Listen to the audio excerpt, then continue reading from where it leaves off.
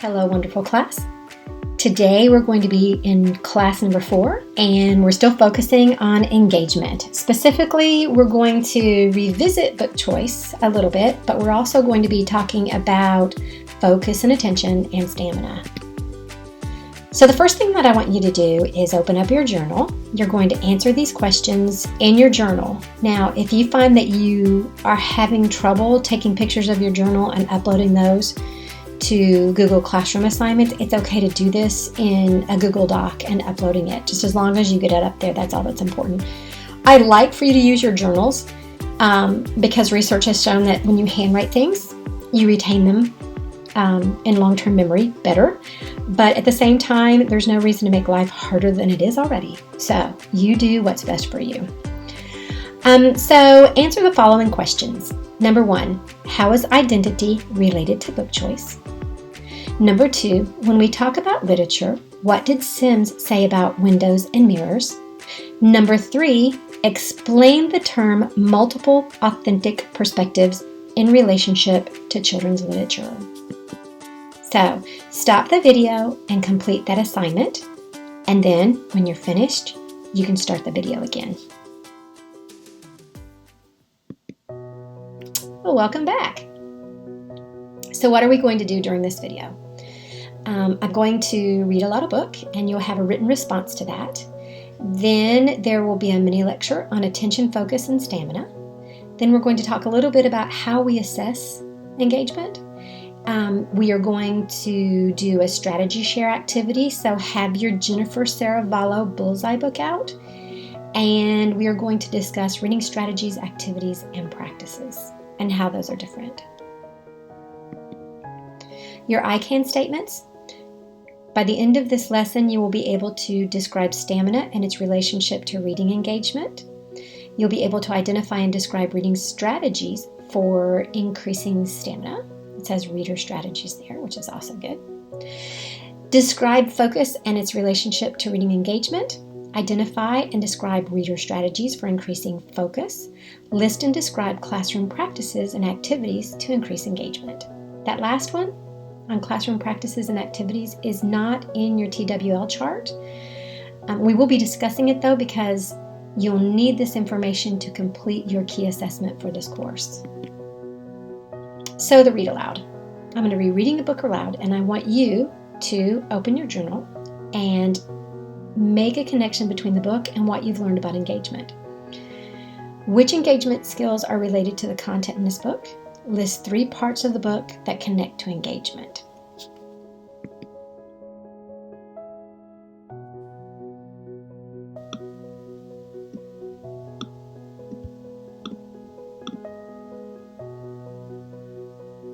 How to Read a Story by Kate Messner, illustrated by Mark Siegel. How to read a story.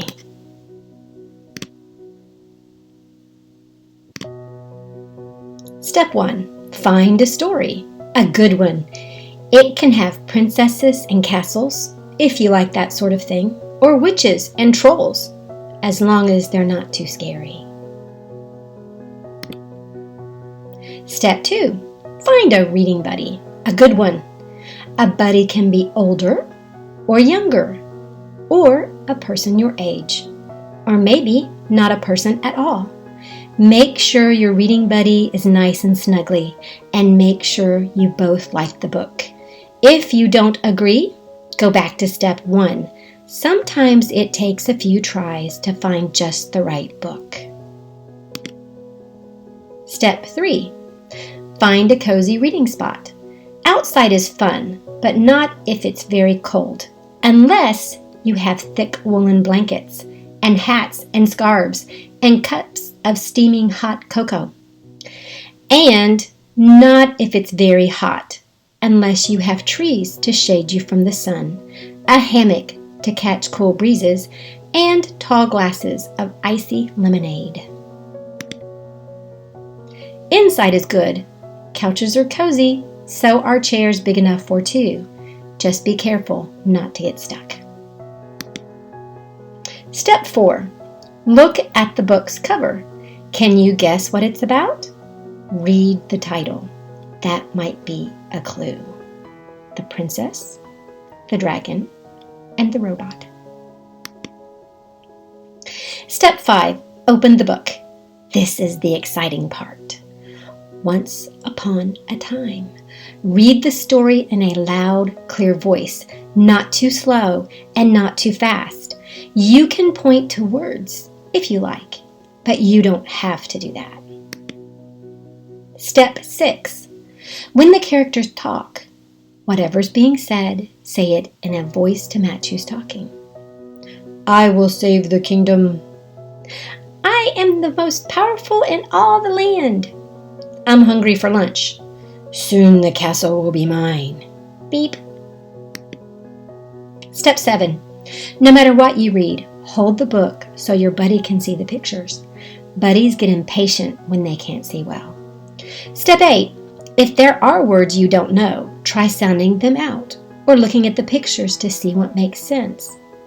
They were afraid the dragon would burn down the castle.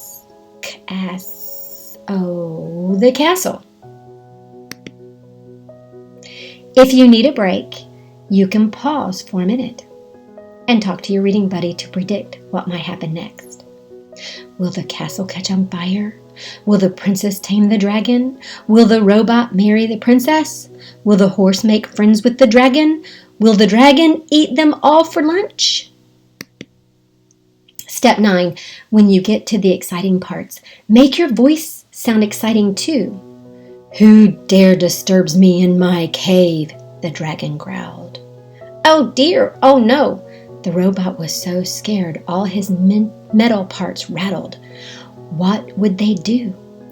But the princess tackled that dragon and held him down. You must promise you'll leave our kingdom in peace. When you and your buddy can't stand it a second longer, turn the page to read how things work out. The dragon promised and decided it was better being friends, and they all lived happily ever after. Step 10. When the book is over, say, "The end."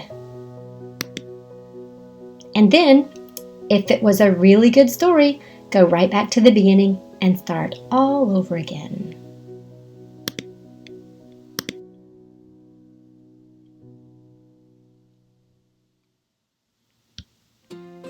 Okay, let's continue. So, let's talk about stamina and attention focus. Stamina. When we talk about stamina, we're talking about how long a student can sustain reading. How long can a student sit down and read without giving up or getting tired or losing interest? And usually record that through how many minutes a student reads. This can be assessed by reading logs that record minutes read, or through conferencing with a student and asking students questions about their stamina.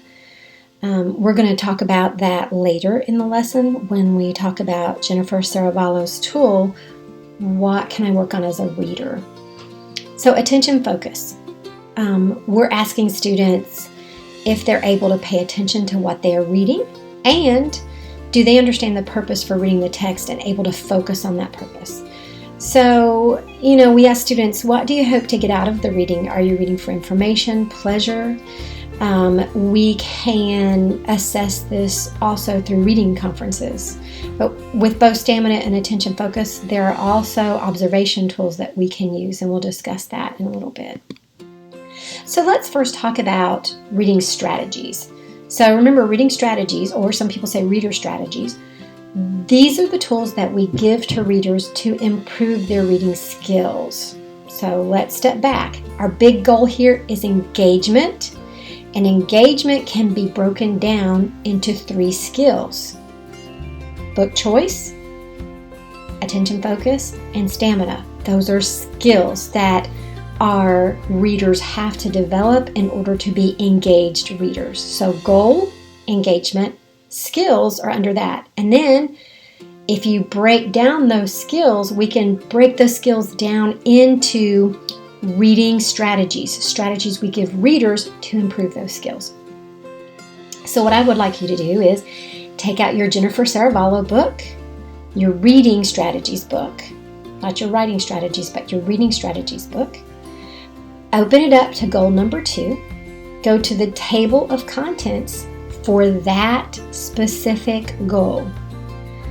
And in that table of contents, you're going to see that she lists the strategies, but then in the far right, she lists the skills that apply to those strategies. So that means if you have a student who's struggling with book choice, you would think about the reading level of that student. Then you would go through that table of contents and engagement, and you would pick out a strategy that goes with that specific skill, which is book choice. So what I've done for you is I've created a space for you to select one strategy for each of those skills, and then I want you to draw in your journal a little anchor chart. She gives you an anchor chart in there. You can draw that anchor chart, or if you want, you can just do some type of an illustration right in the Google slide. It's whatever works for you. But I want to see that you can select a book choice strategy, a stamina strategy, and an attention or focus, and some of them are attention/focus strategy, and create an anchor chart for each and upload that into your assignment. So I want you to stop the video now and complete that assignment and then come back.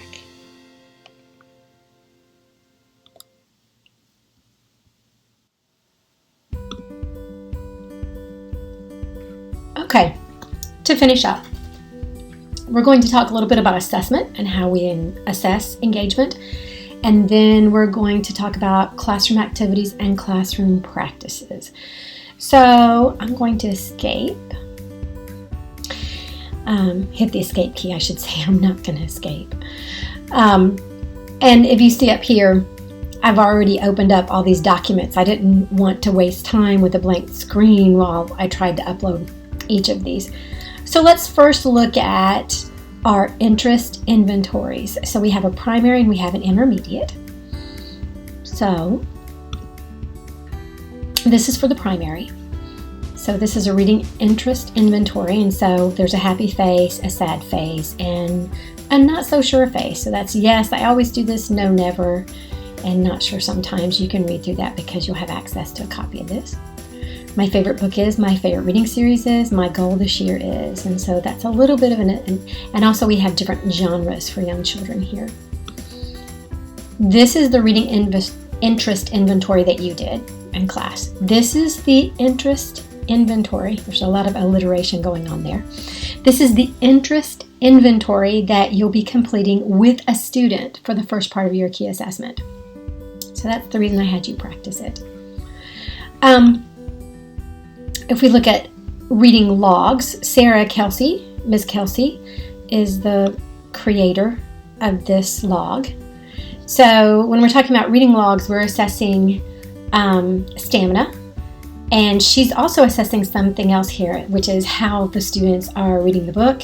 This also is going to assess focus and attention because she's having them focus on the pictures, the words, and then if they're giving attention to the story, they can retell it. So this is a really fantastic reading log. It is assessing everything. And with stamina, did the book get finished? So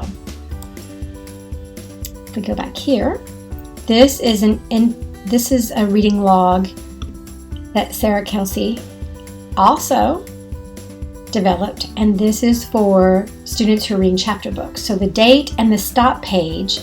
So let's talk a little bit about stamina.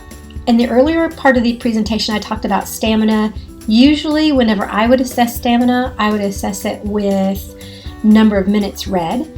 But there are some teachers who assess it with the number of pages read. And so that's why she has right here how many pages were read. What was the page number you stopped at? She tells a really funny story about a student saying, I stopped on page 176, and she said there are only 130 pages in the book. So when it comes to attention and focus, can you retell this section? And then what do you predict will happen next? So this has to do with focus. So reading logs can do a lot for you. And then let's go to an engagement inventory. This is a little different. So This is for the teacher to make observations of reading behaviors during independent reading time. And so she says stop every 5 to 10 minutes and decide which students that you're going to be observing to see what they're doing during reading time so that you know if there's a problem and what that problem might be. You write the time here, and then the environment. Was this during class time? Was this a time that you were somewhere else reading? Maybe it was a small group read. Maybe it was paired reading. So what was the environment? And then she has codes. So during reading time, was the student chatting and not reading? Was the student engaged?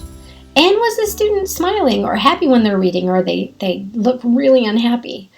Switching books. Switching books is important because that has to do with book choice. If you notice that the student's running back to grab another book all the time, that might be a book choice issue, but it also might be a stamina issue. It might be a focus issue too. If the student can't focus, they want to switch up books thinking if I get a different book, that'll be better. So it just depends on that student. That's why it's really good to follow up with conferencing. Is the student looking at the teacher, looking out the window, or just seems to be zoning out? So this is really good. You will not be doing this. We'll have some questions maybe on our exam about the engagement inventory, but this isn't something that you will be using as an assessment for your key assessment. So I also love what can I work on as a reader. So when you go out to work with a student for your key assessment and your field experience time, you will be asking the students questions from what can I work on as a reader. This is a self-reflection tool to help the student find the specific goals they're working on. So the first goal that we're discussing in this class is engagement. And there are 4 questions here. First one, I have an easy time getting settled to read. That has to do with focus and attention. Can you settle in? Can you pay attention to what you're reading right away? I read for the entire time without distractions. Now, distraction sounds like it has something to do with attention focus, but what we're really talking about is the entire time, and that has to do with stamina. And then I can easily find books I love that are a good fit. That's about book choice.